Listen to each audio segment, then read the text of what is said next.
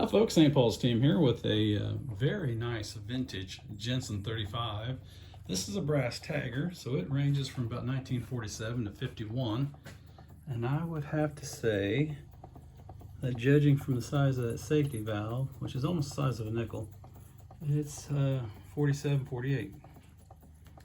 And it's also got the wire type glass protector in the front for safety glass. Boiler is absolutely perfect. Some very minor scratches on it, but other than that, no dings, dents, cleaned up well.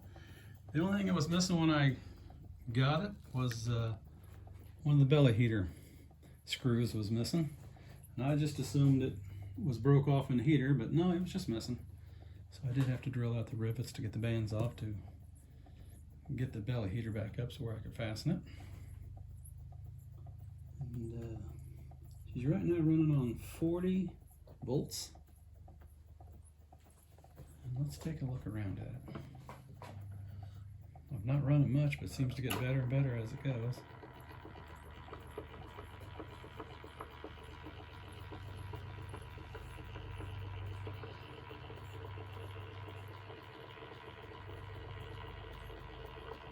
I've not got the whistle to work good yet.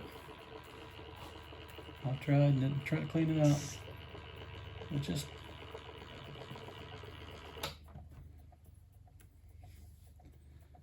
doesn't want to make a sound.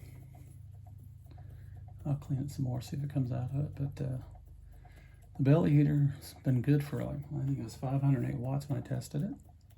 It still has the original chimney on it. This is just too good a condition for me to restore.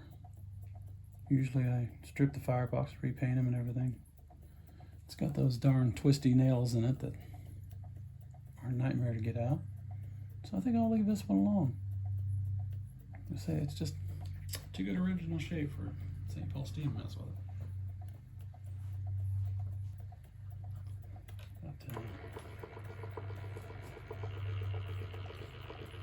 get to officially use my new motorized turntable with this one.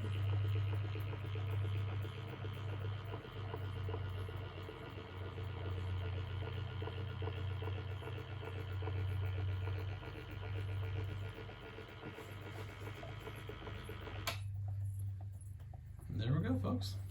Let's speed her up a little bit. It's 75 volts. It's got a flat back cylinder on it. There's not even a crack in it, which is pretty rare for any of these back of cylinder assemblies.